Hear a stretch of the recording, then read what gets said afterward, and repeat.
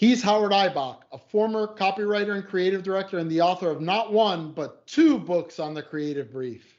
And he's Henry Gomez, a 25-year veteran advertising strategist. And together, we're the Brief Brothers, having an ongoing conversation about creative briefs, briefing, and advertising.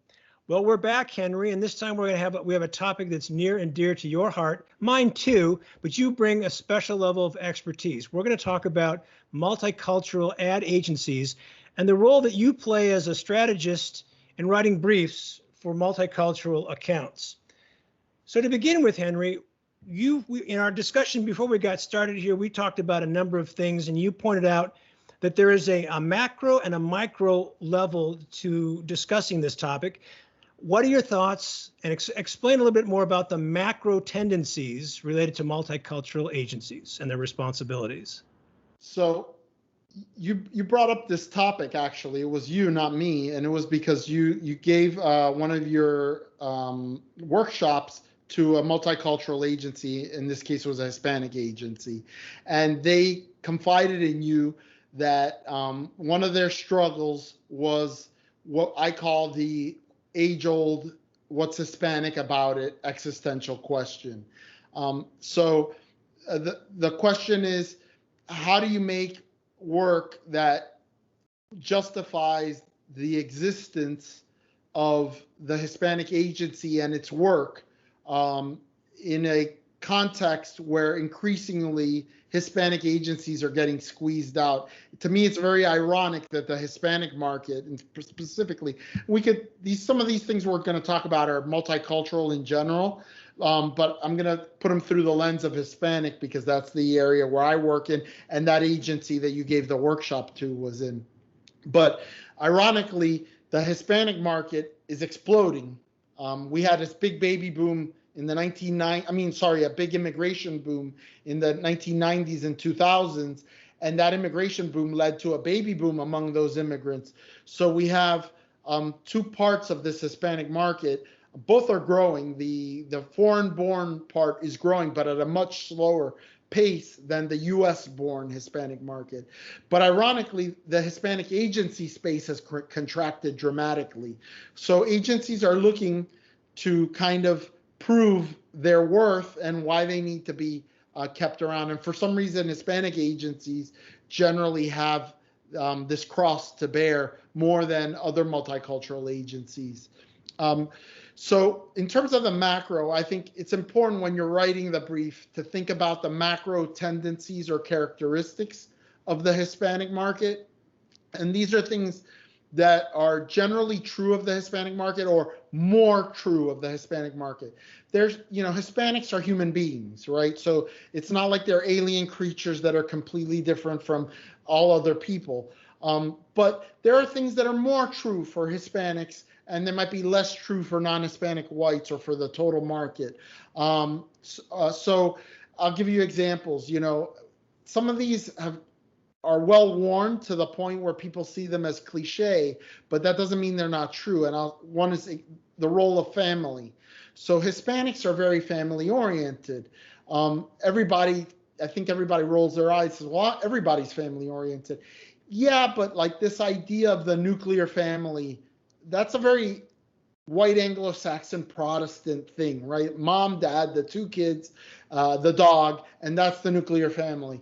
For Hispanics, we tend to live in multi-generational dwellings, right? So it might be mom, dad, one or more of the grandparents, the children, maybe a cousin, visiting or living with, and then even the idea family of people that don't live with you, like cousins, great uncles, aunts, uncles, they're much more ubiquitous in the lives of typical Hispanic consumers. So that would be one. Another one is collectivism versus individualism.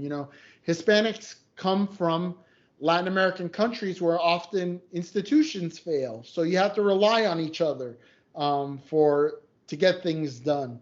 And it's a more collectivist, it takes a village type of approach where the DNA of America is this kind of Calvinist work ethic, this rugged individualism. So those things come into contrast when you're talking about Hispanics.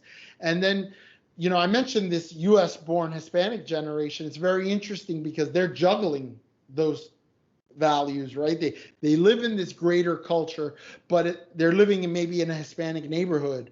They're in a Hispanic family. So it's very interesting. So first is kind of those macro, infusing your brief where appropriate with those macro tendencies or characteristics of the Hispanic market, knowing them first, right? What are they?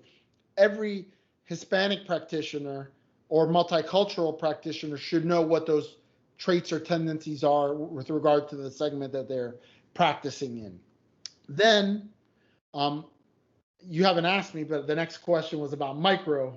But before you get to that, let me just clarify something that I think is valuable for brief writers in general. When you're infusing and thinking about a brief from the macro level, and we talked about this a little bit before we started recording, you're not talking about offering anything prescriptive on the brief, are you? Talk about that.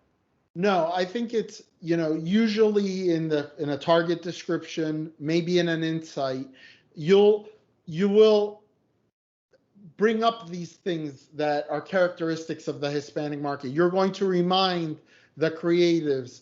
Often you're reminding them of the same things from brief to brief, because these things, as I said, they tend to be general truths that are more true about the segment than not.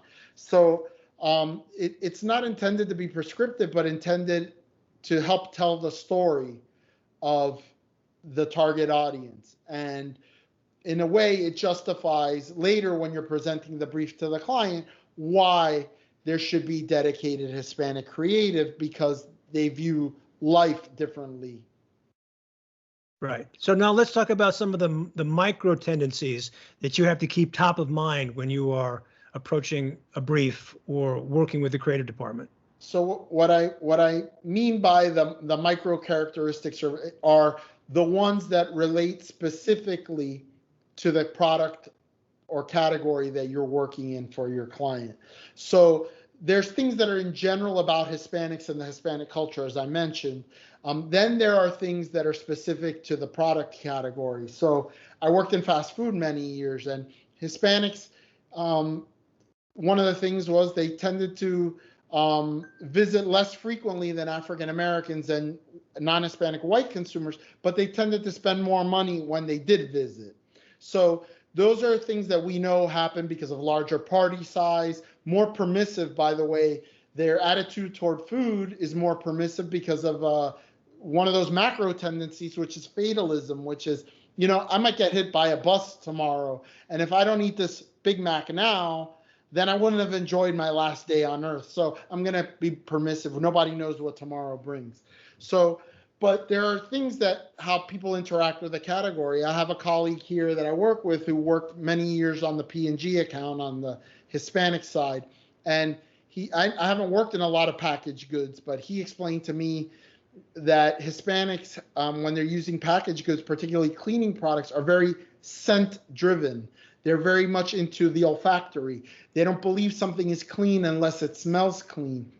And that has a lot of implications for not only advertising, but also product development and marketing. You go to the grocery store and you wonder, what's this rainbow of colors of cleaning products? And it's because a lot of it was because Hispanics specifically, who have these big households and have this thing about keeping a clean home. It might be a humble home, but it's a clean home.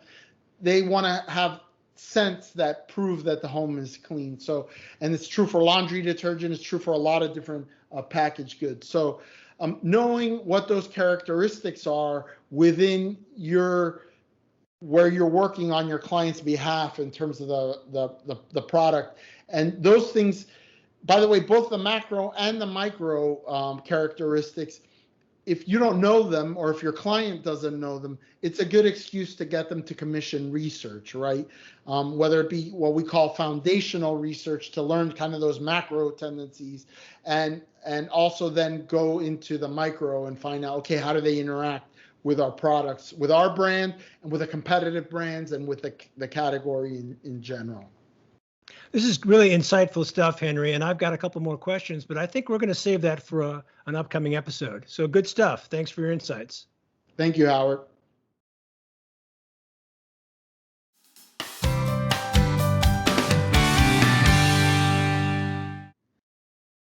Okay, Howard, for today's creative review, we're going to talk about some new advertising from the Martin Agency. The advertising is for Terminix, a brand of exterminators. And I wanted, there's a few executions. We'll put one up, and we'll put a link in the description box to the Ad Age feature that has all the other spots in it. Tex-Mex. Tex-Mex. Termites.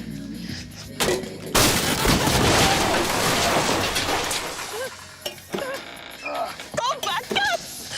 Hang on. I am hanging on.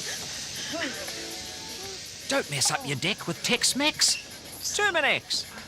Aye, the only way to nix it is to Terminix it. Tell me what are your thoughts on this new advertising from the Martin Agency? I have to confess, I had to watch these a couple of times, and you're as you're going to explain, I think in your review in a moment, you are viewing them through the eyes of what the Martin Agency has done for Geico. I didn't see it quite that way, but my thinking was I was trying to be as generous as I could to understand what the thinking was behind this, and guessing what the brief might have been. And I saw this as an interpretation of probably direct and real communication that the client had received from, real clients out in the field when the Terminix guys would go out there and actually talk to people in their homes, emails that they got from customers, social media comments about some of the crazy, stupid things that we humans do to kill bugs and kill mice. I spent 4 or 5 years of my life in Tampa, Florida, and so I know about the insect world. They're very large and they fly, and they startle you. I grew up in flying roaches this big. I know they're called palmetto bugs, and they're I grew up in the Midwest and we had mosquitoes, right? We had flies. Oh, we got those too. I know, but no-see-ums.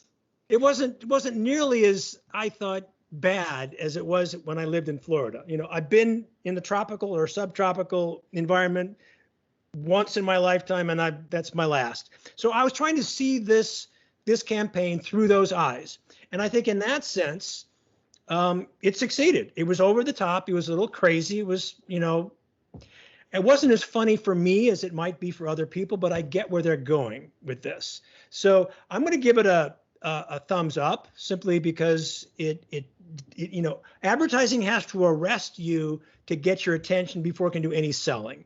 And that it accomplished, even though I had to say I rolled my eyes at some of the extreme nature of the situations that they took. It was a little not believable, but I get where they're going for that. So it's a lukewarm thumbs up. So I'm a little more enthusiastic about it.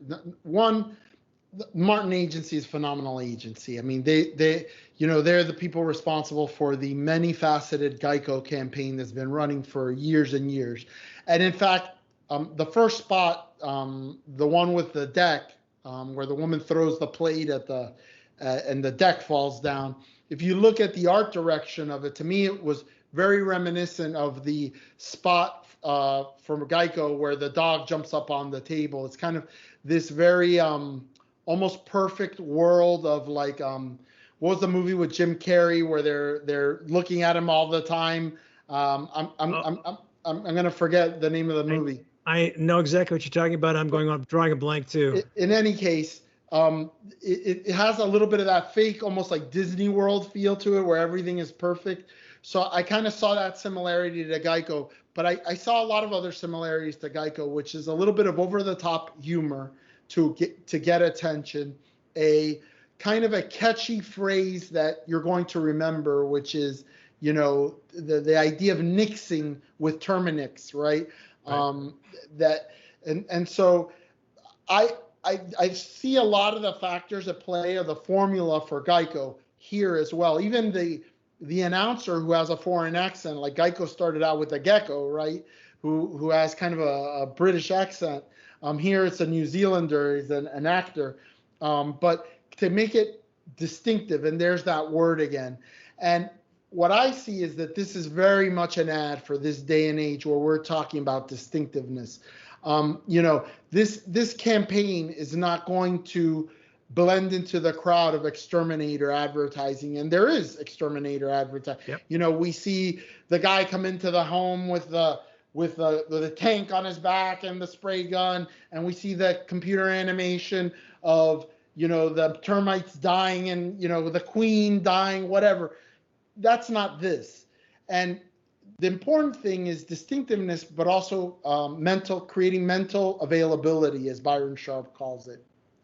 When you need an exterminator, these ads are going to be having a lot of mental availability in your mind, and you're going to remember the name Terminex. That's a distinctive asset that Terminex has that now is being played up in the advertising by having the play on words with, Nix and Terminex, right? So I see it as a really smart campaign because it is offbeat. I mean, the guy that's imitating a cat in front of the TV, it's very bizarre. But Creepy. It's memorable, and Yes. it's going to create in my mind that mental availability at that time, because it's not every day, right, that you're going to call an exterminator. You call an exterminator when you need one, and then who are you going to call? You're going to call the one that you recall. And these ads, I think, are going to have a lot of recall, not just of the ad, but by extension the brand, because of how the brand name really fits into that. So I think from a strategy standpoint, I really give it a big thumbs up. Did I convince you? No. Okay. But it was a good effort.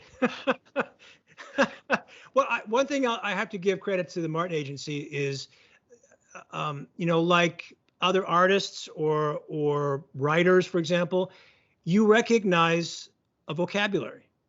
And you were mentioning that you saw this similarity in art direction from this to the Geico spots. That's not a bad thing. I mean, they have a signature way of going about creating ideas, and they maintain that, and they're selling it, and that's part of their power as an agency. Not reinventing the wheel. Yeah, exactly. Again. All right, good stuff. He's All Henry right. Gomez. And he's Howard Eibach, and together we're the Brief Brothers. Till next time, bye-bye. Bye-bye.